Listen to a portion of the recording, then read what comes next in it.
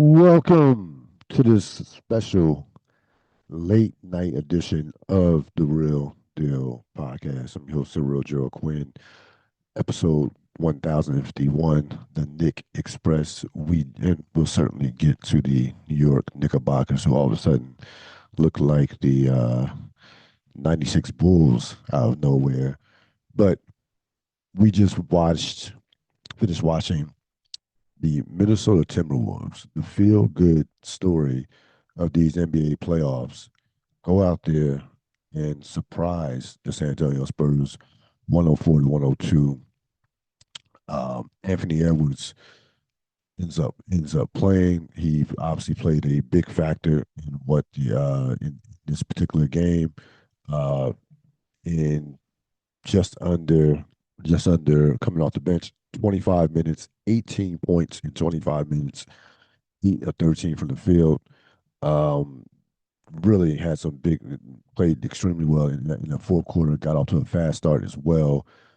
Chris Finch used him, only played him 15 minutes only played him 15 minutes, I think, in the first half. Really saved him, and really managed his minutes well. And he was on the minutes restriction, managed his minutes well, and as he kept him relatively fresh for the fourth quarter. Um, we saw some records in this game. Victor Wembanyama, a NBA playoff record, 13 block shots, 12 block shots. Despite the loss, was a +5 in this game, but that was not enough. This game, listen, Minnesota. Once Anthony Edwards, uh, and you started hearing like whispers, and you started hearing things like as the days went by, Saturday, Sunday, his health seemingly improved. Like you started hearing, questionable. You started hearing it could be really by game 3 or 4. Then today, just out of nowhere, you hear that, hey, he's trying to play in game 1. Definitely, probably more than likely he'll be ready in game 2. And a couple hours before the game, it's like Anthony Edwards was good to go, and that and of course they would not let him get on the floor if he wasn't anywhere close to being relatively healthy. We've seen him heal before fast. This guy like has like the bionic body where this guy just doesn't have major injuries. I mean, he had probably his worst injury of his career this year, and probably missed the most games that he's missed this year. It almost cost him. It did cost him the All NBA, as he just missed the cutoff for making All NBA this season with the amount of games that he missed. But this guy normally had been an Iron Man. Normally had been a guy who bounces back from little minor injuries, knick-knack ankles and things of that nature quickly, even within a game. We've seen this. We've seen this in playoff games.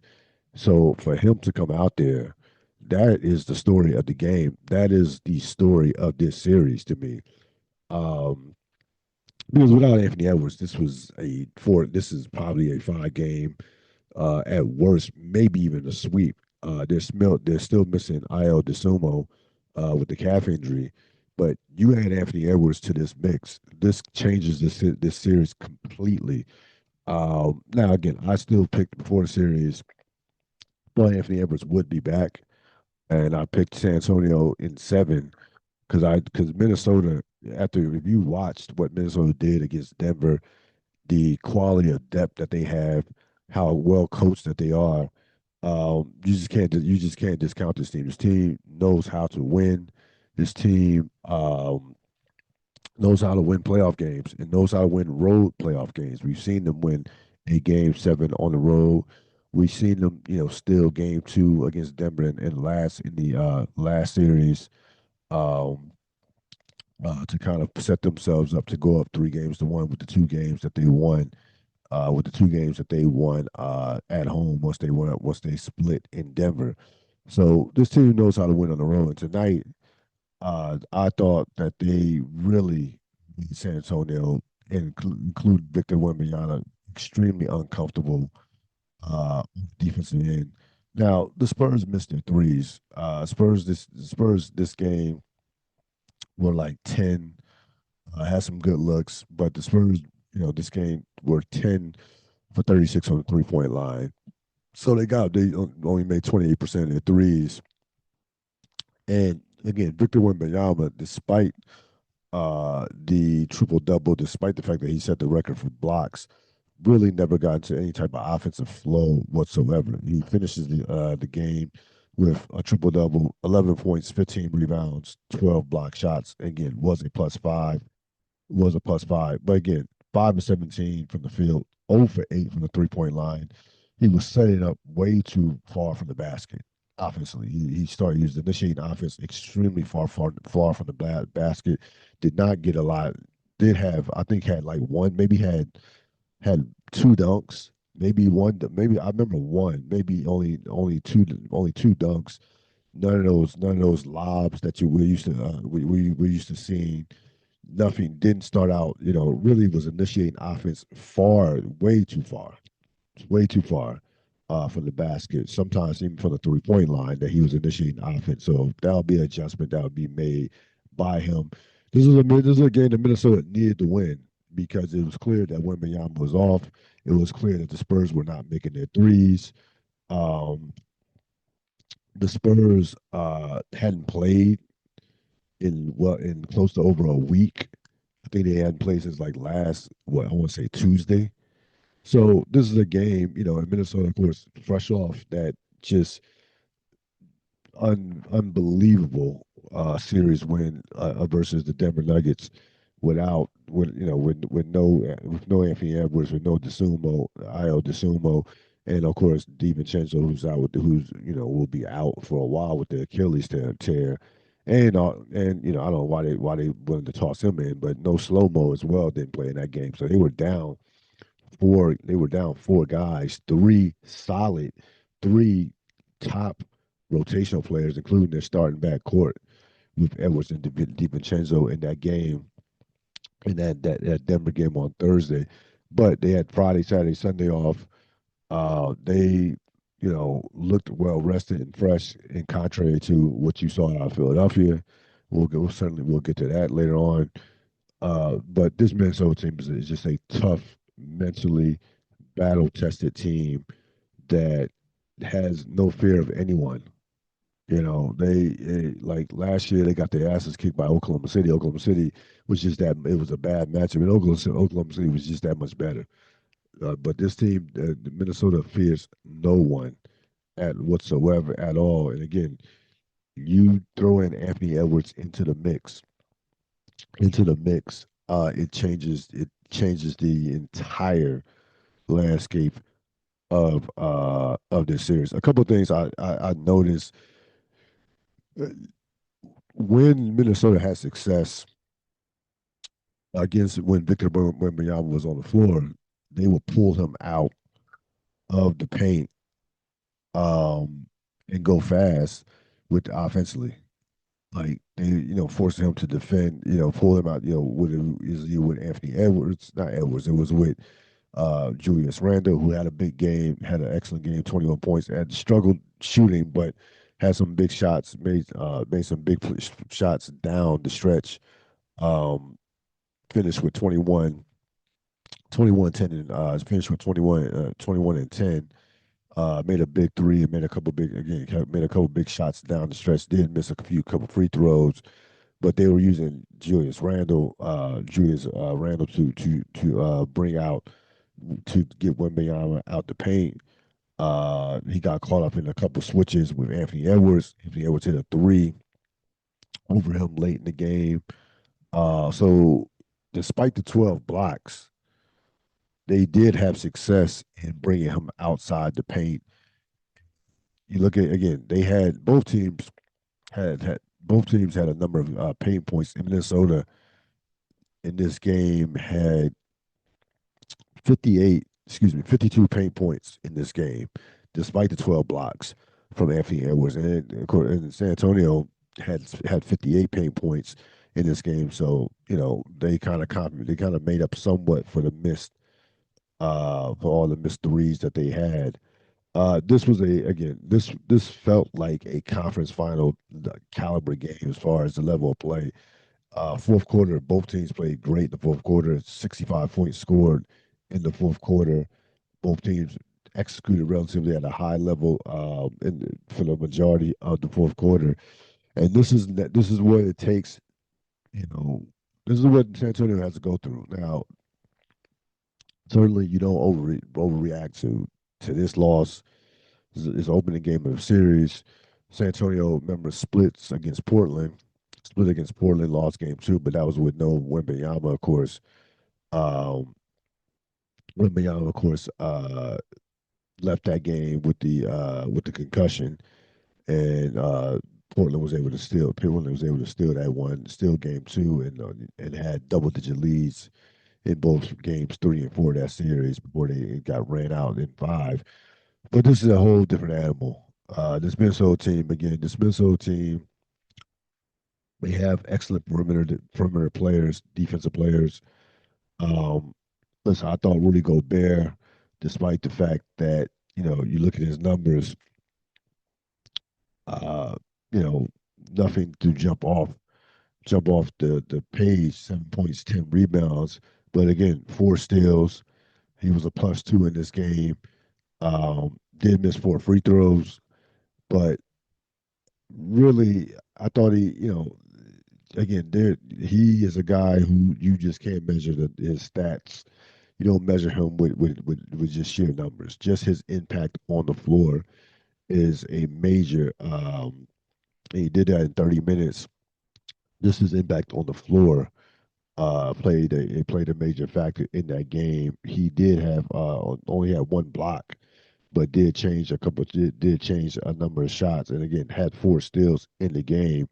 And Minnesota got a nice balanced effort. They had like six guys in double figures. Terrence Shannon Jr.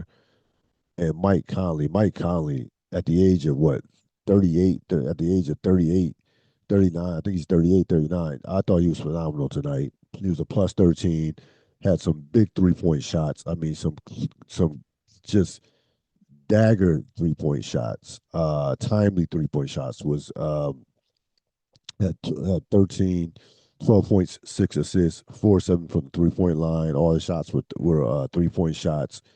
Um, just a calming presence, a veteran presence. We know he's obviously far past his prime, but he gave them some big minutes. Terrence Shannon Jr. 16 points. Um, I know he was a -10, but he had some key drives down the stretch when Victor Wembanyama was driven away from the basket. He was getting to, or when Wembanyama was out the game, he got to the was getting to the hole and was able to finish against the Spurs. Nas Reed +15. Had 12 points, 9 rebounds. So he played well. Played well off the bench, and just an all around balanced effort from the Minnesota Timberwolves, putting the pressure on San Antonio. And again, San Antonio is going to make some of those threes that they missed. They did miss a few open looks. Wembanyama will not play another game in this series like he played offensively. Like I don't see him having another game where he only scores 11 points. He only had 11 points in this game. I don't see that happening for the rest of the series. And it won't be able to happen for the rest of the. It's not going to be able to happen a couple more times in this series. They need him to score the basketball. Um, they absolutely need him to score the basketball. We know what he means to them from a defensive standpoint and how he changes the game. But the bottom line is the guy is more than capable of getting 25 to 30. He averaged 25 during the regular season. We've seen him have 40-point games. He has to give them more offense than 11 points. And very physical game. Um, just a the type game that Minnesota likes. Like Minnesota likes the physical game. Minnesota likes a fourth quarter game. If you're Minnesota, these are the type of games that you're going to have to win that you're going to have to win in this series where you are, making San Antonio execute at a high level down the stretch. Now, this game comes down to um, a Julian Champagne 3-point shot that almost went in. Winning, Minnesota seemingly not had a comfortable lead, but Minnesota seemingly was in control. They get a turnover. They had a couple bad shots as well. And next thing you know, it's a 2 point game. And again, Minnesota gets a bad shot, get a bad shot from Julius Randle, about a 20 footer. And like I said, that Julius Champagne, I've seen him make tougher shots than that. He had a excellent look at that 3 point shot. I actually thought it was going in. He was the one guy. He actually shot the ball. I mean, Vassell and Castle also shot the ball well from the 3 point line. But that guy Champagne has been really shooting the ball and shot the ball well this year. And I thought that shot was absolutely going in. So the Timberwolves dodged the bullet with that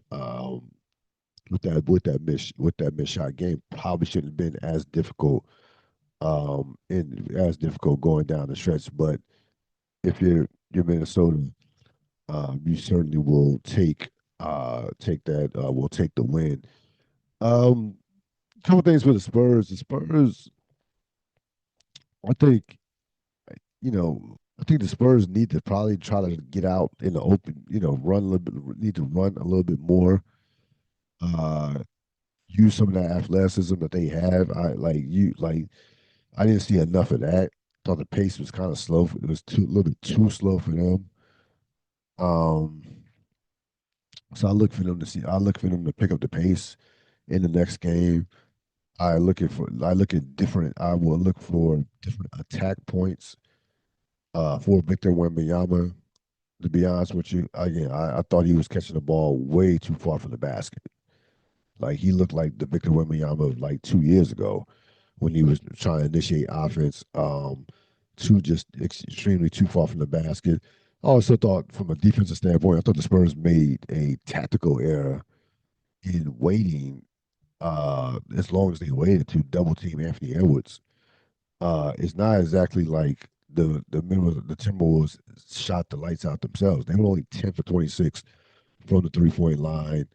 Um, so to me, if I'm not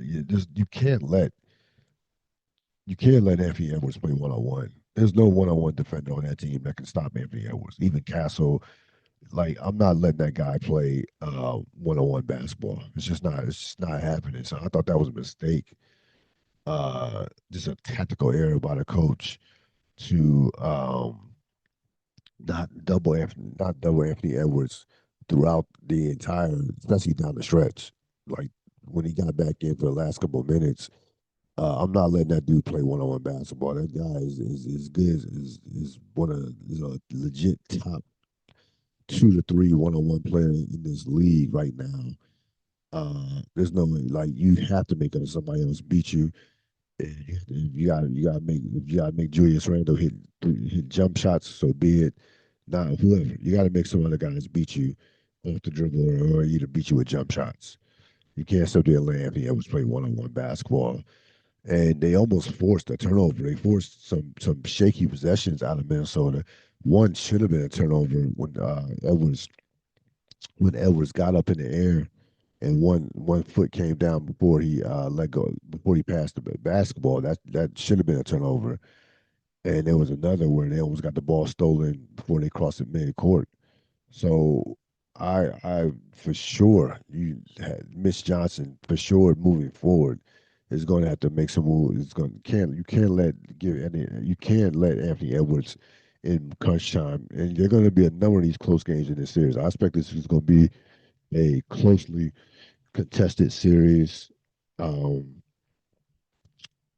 I think Minnesota is a team that again this team has been in the conference finals back to back years. They've won. They've taken out some of the biggest names in the sport over the past now 3 years. I mean, think about you know sent Joker home twice, sent LeBron home, KD home, Booker. So they've taken out some big time. They've taken out some some well-known teams and some of the biggest names in the NBA. Sent Luca home last year along with LeBron. So this team has zero fear, none. And again, they are going to make the Spurs earn it. The Spurs are going to have to execute down the stretch at a high level. Now, the Spurs did score 30 points. Like they found something in the, they did score 30 points in that fourth quarter. They might have found something as far as how they're going to attack Anthony Edwards from a defensive standpoint with the double teams. We'll see if they can do more of that. They did have a pretty good offensive second half compared to the first half, scoring 57 points in the second half. And both, I mean, neither team was great offensively in the first half. That it was kind of a mini rock fight in the first half. So neither team was great in the first half. But um, regards to that, the Timberwolves jump out 1-0 on San Antonio Spurs, and this again similar to the other games, conference semifinals.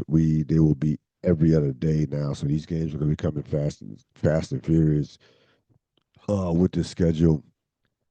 At some point, you would think that Minnesota's going to need December to come back to add to that point guard depth. They could use another ball handler. Not a ball handler. They had some difficulty when the Spurs went to pressure them. They had some struggles down the stretch with some turnovers with getting into the offense late in the game. It's almost why they coughed up the game. Why they almost coughed up the game. So they can definitely use him as another ball handler. But great win for Minnesota. This is going to be a fun series. Um, I want to see what Mitch Johnson does as far as how he uh, goes about goes about getting Wembanyama some easier looks at the basket and getting him more into the flow offensively we know that he's going to be a force defensively. We know what type of impact that he has there. Um, but offensively, you got to get him involved in the game. 11 points is not enough. And despite the 12 blocks, I really was happy and impressed with the approach of Minnesota. They didn't, they only took 26 3-point shots. They did score 52 points in the paint. They were not you're going to get your shot blocked playing against this dude, but you can't sit up there and let it deter you from going inside the paint. You gotta get paint touches. You gotta get points in the paint. You might just get your shot blocked, and you gotta be. They were very strategic. Give Finch a lot of credit for designing plays that drew Wembanyama out from the paint to that gave him some open driving lanes down the stretch. But you're going to get your shot blocked. It's just going like there's no way, no two ways about it. But it cannot deter you from going to the basket and settling for bad shots. So I was happy by the Minnesota approach when it came to attacking Wembanyama and not allowing him not allowing his just this virtuoso shot blocker, probably one of the greatest shot blockers that the game has ever seen, change your offense approach or take away from any your offensive aggression. As far as the earlier game, this game, that game was over at halftime. The Knicks just pummeled the Philadelphia 76ers 137 to 98. To put this in perspective, again, the game was over at halftime. Knicks, had 74 points at halftime. We're up 74, I think 74 to 51. Um, in the last, so just to give some perspective on what the Knicks have done. In the last three, the Knicks are the first team in NBA history to have three straight playoff games where they've scored 70 points in the first half. In their last four playoff games, the Knicks are a plus 135. They're outscoring their opponents by almost 34 points a game, which is an NBA record for over a 4 game span. Previous record was held by the Cleveland Cavaliers of last year, who outscored Miami in a sweep. You remember they embarrassed Miami by an average of 30.5 points per game and were plus 122 in that series. This goes back to the Atlanta series, to games uh, 4, 5, 4, 5, and 6. Of course, game 6, they won by a gazillion points. 51 points, were up by as many as 60 points in that game. And to me, now tonight, Brunson was spectacular.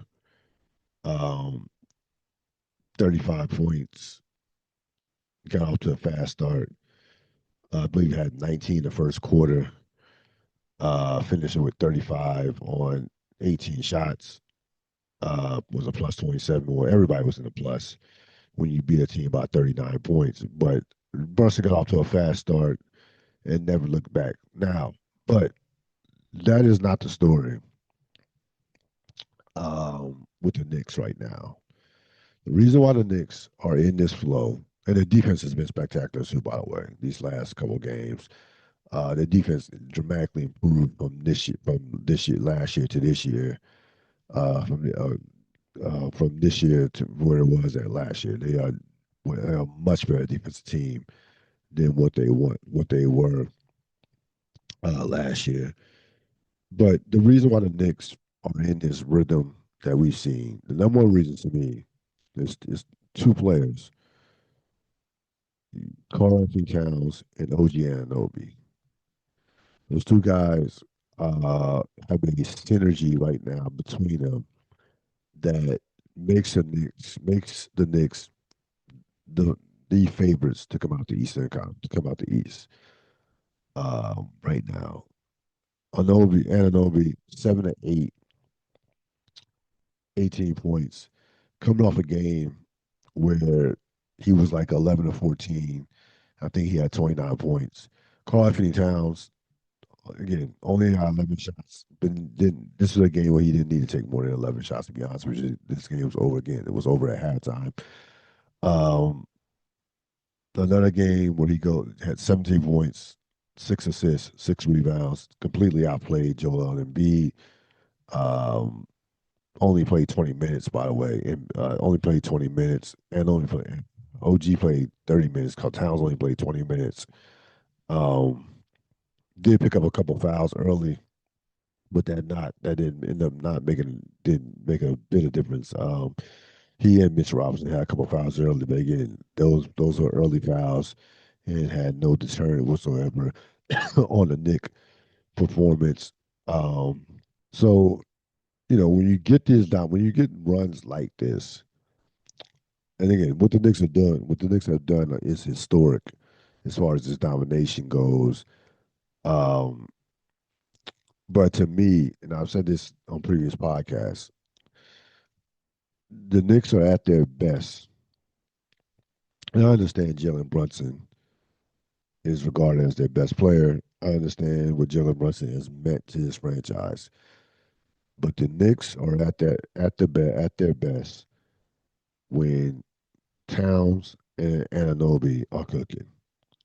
And when you are taking some of the pressure or a lot of pressure off Brunson in terms of him handling the ball, and when you give Karl Anthony Towns he's Towns has had Towns has had a triple double in the postseason.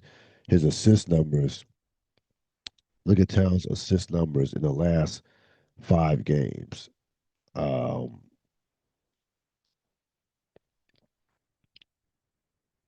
so he has 4, 10, 6, 10, and 6 assists in the last five in his last 5 playoff games. So again, he's handling the ball, um, setting up people, um, and that's when the Knicks are at their best. When those two, when you run your offense through those two, and not count on Brunson Uh, the Knicks go to a whole different level. They really do. They're not the same. They go to when those two are running the offense through those two in particular. And ideally, now Brunson got off to a fast start in this particular game, but ideally, I want Brunson as my closer. He's one of the best closers in the game. Ideally, that's where you would want Brunson.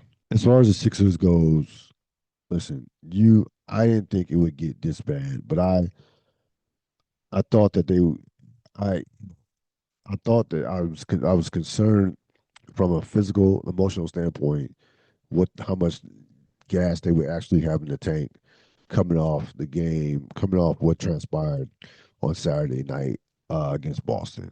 That was one of the biggest wins that this franchise has had in you know in decades. Like that, I could make a case. That was the biggest win that this franchise has had since Game One of the NBA Finals when they beat the Lakers.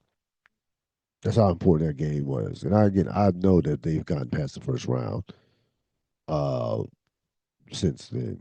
I get it, but I can't tell you exercising that demon how big that was for that franchise to beat the Boston Celtics, who had owned them forever, owned them forever, to beat them on their own home floor, come back from 3-1. I know Tatum was out. The series changed before Tatum got hurt. Like the series changed before Tatum got hurt. So that's not an excuse. Um, but they just had nothing. They had nothing tonight from an emotional standpoint. It's a quick turnaround. I know Philly, New York is a train ride away in terms of proximity. I know how, so I understand the travel's not that serious. It wasn't about the travel. It was about the fact that you go. I mean, you go into the Boston Garden, check out Boston. Game's not over at 10 o'clock. You probably get home about midnight or so. Um, it's Sunday. The next thing you know, it's Monday. They were going to struggle in this game. Like I said, I would have been shocked if Philadelphia had won this game. I mean, shocked. I really expected a 10 to 15 point victory for the Knicks. I really did. I thought this game could get away. Now again, not to the tune of 38, 39 points, but game two will give you a much better, um, give you a much better idea of where this series is going easily. And the Sixers wouldn't have any chance in this series. Embiid has to be the best player in this series. Maxi kind of has to somewhat negate, you know, Jalen Brunson, who has owned the Knicks, who has owned the Sixers in the playoffs. Last time they met, he had 3 40-point games in the playoff series against them, averaged like 35 points in the playoff series against them. But Maxi has reached a level to where he actually can go out there and get 30 or 35 in a night and can go out there on a given night and be the best player on the floor. He was phenomenal in the Boston series, completely outplayed Tatum and Brown. Um, Even though I thought, Embiid was the best player and was the most impactful player in that series, was the most impactful player in that series from start to finish. Tyrone Maxey was the best player.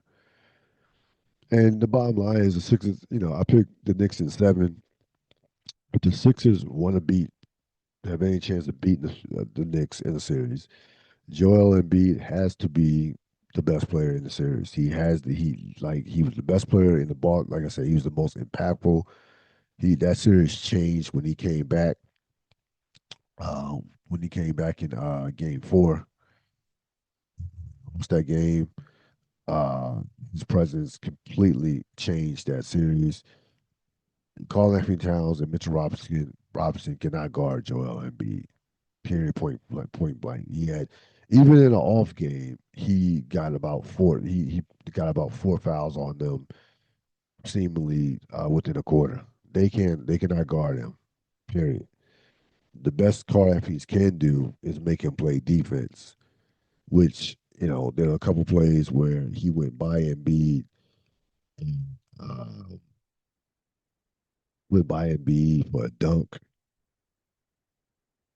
really made Embiid move laterally, which Embiid struggles with. Like at this stage in their careers, with all the injuries that Embiid has suffered over the course of his career, uh, Anthony's has a definite quickness, without question, a quickness advantage, a lateral quickness advantage over Joel Embiid. Period. So Towns could get by Embiid at any time he wants.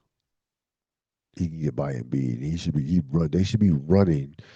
Uh, the Knicks should be running Embiid when Embiid's on the floor without question. Because that still, Embiid still struggles in transition, and he still, he's going those shots that Rick Brunson had. Excuse me, Jalen Brunson had. Those mid-range shots are going to be there all series long. With Embiid is not going to show hard on those pick and rolls. He's just not. He's going to be in that, like like they said, he's going to be in the drop. He's going to be in the drop coverage, and those 15 to 20-foot jump shots are going to be there for Jalen Brunson there all day long. He made them tonight. Can he make a steady diet of them throughout the course of a 7 game series? We'll see.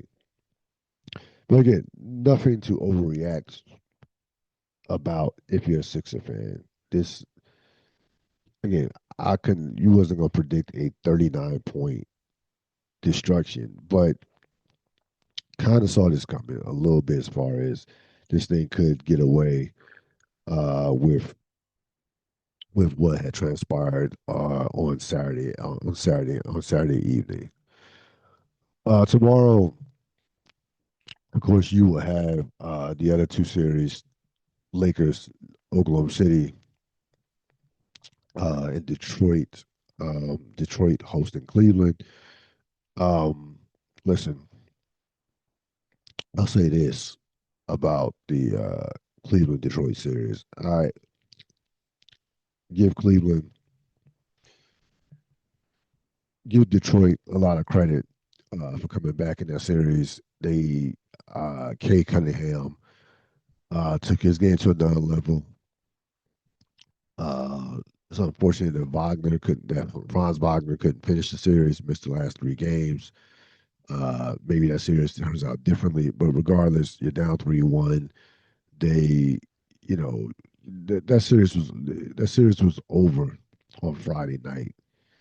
Um, what we saw on Friday night was something that some of the worst, one of the worst offensive performances in NBA playoff history, with Orlando scoring 19 points, 19 points in the second half. Kay Cunningham by himself outscoring Orlando in that second half. They missed 23 straight shots. They had an 11-point quarter and an 8-point quarter. They didn't score their last. I mean, they didn't score a field goal. They had one field goal in the whole quarter.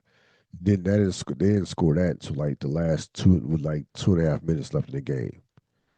So again, this was one of the worst offensive performances I've ever seen in a half in my entire life of watching basketball.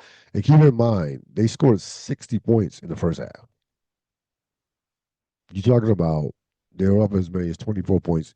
You're talking about being down by 24 at one point and losing by 14. So that game, in a playoff game, a 38-point turnaround in a playoff game. Like that shit just does not happen. Like we've seen We've seen wild comebacks in the playoffs before. We've seen 20-point comebacks, 24-point comebacks. Um, I believe the Clippers in 2019 against the Warriors had like a 31-point comeback. Yeah, I think they had a 31-point comeback in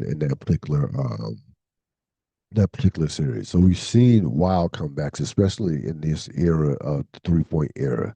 It's not unusual. What is unusual is when you come back from being down, say 20, and you end up winning by double digits. That just doesn't happen.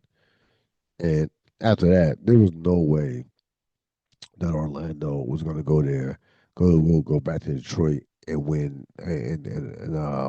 and win that game seven. That just wasn't going. That just was not going to happen. It cost, in essence, cost Jamal Mosley his job. I think Jamal Mosley might have had to go to the finals to keep his job anyway. And Detroit is a tough team. Detroit is a physical team. Kay Cunningham yesterday got help from Tobias Harris with a 30-point, a brilliant 30-point game. Got more than enough help between Tobias Harris and Dennis Jenkins, who had 14 points off the bench as well. Some great defense by Sarah Thompson, finished second and finished runner up in defensive player of the year. Um, a distant second was behind Wembanyama. But Detroit, found his rhythm. Uh, give them credit. And I think they will have a much easier series against the Cleveland Cavaliers. I have no faith in the Cavaliers whatsoever. The Cavaliers were fortunate to get by a Toronto team that was playing with no Quickly, uh, and for the last couple games, really no Brandon Ingram. And when he did play, Brandon Ingram that was somewhat compromised. So they were very fortunate. And listen, Donovan Mitchell is trending in the wrong direction in these playoffs, and we've seen a recurring theme about him throughout the course of his career. He'll start out in game one or game two with a couple of games, and as the series goes into those games, as we go deeper into the series, he seems to wear down, and without question affects his play. So we've seen this movie before with Donovan Mitchell. He is the quintessential feast or famine playoff performer. Remember, this guy. I think he recently just passed LeBron in terms of highest average points per game in playoff history. That might have slipped back considering his last couple of games, but he is amongst the top scorers in terms of points per game. He's a top 6 or 7 scorers in terms of average points per game in NBA playoff history. But at the same time, he has had some just hellacious performance, just some awful shooting performances. Some awful shooting performances. And, inefficient,